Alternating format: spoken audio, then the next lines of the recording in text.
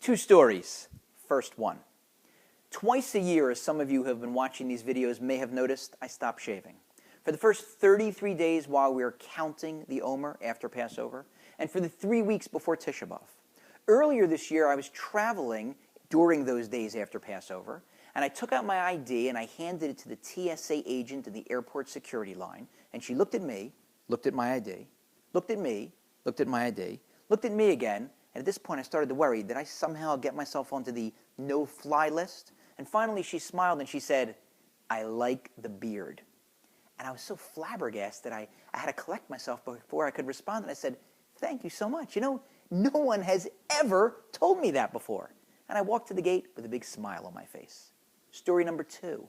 I have a friend who took his family once, and they were visiting a certain area, and they pulled up in their van right in front of an ice cream store, got out, went inside, got ice cream, and then came back outside, got into their van. They're about to pull away when another fellow with his family pulled up in his van right alongside them, double parking them in so that they couldn't get out. Now, in fairness to the other guy, they were in an area in which it is not uncommon to double park. I don't want to say the name of the city because that wouldn't be appropriate.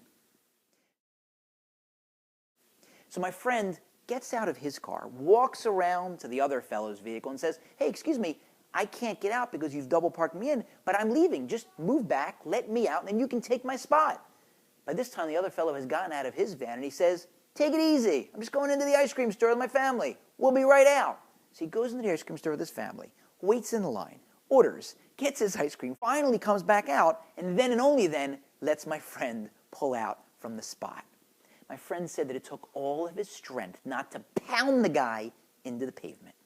Two stories. One random act of kindness. One random act of unkindness. Neither one of them so enormous. In fact, both may be relatively trivial, but one made someone's day and the other ruined someone's day.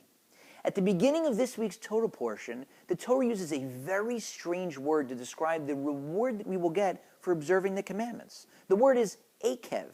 It literally means a heel. Why a heel?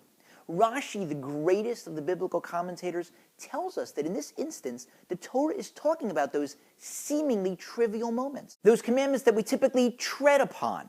We walk over them with our heels because we don't take them seriously. And that's why our rabbis caution us. Never think that you know the reward or the punishment for a particular mitzvah or transgression. Because for all you know, doing a mitzvah that you think is a trivial one may have vast cosmic repercussions. And committing a transgression that you think is a minor one may have massive consequences. There's another reason, a double scoop of meaning, if you will, if you want to go back to our ice cream store, why the Torah may have used the term Eikev, or heel, to remind us, God gave us our feet for a reason. There are certain commandments that we can only do by traveling to do them. If they have 9 men in the synagogue and they need a 10th for a minyan, you got to walk over there, or get in your car and get there. If you're going to visit a sick person, he's in the hospital, you got to go to him. A mourner at a shiva house is not coming to you. You've got to travel there to console him. And certainly the mitzvah of escorting the dead to their final destination requires you to show up at the funeral or the cemetery in person. And so maybe God's telling us by using that strange word to put down the remote control. The baseball season is still far away from the playoffs. Hockey and basketball are over. Football hasn't started yet. Get out, lace up your sneakers, or get into your car, or on your skateboard, or your scooter, or your Segway, or your bicycle, or your boat, and go visit the sick, or console a mourner, or escort the dead, or make a minyan. Little acts, huge rewards.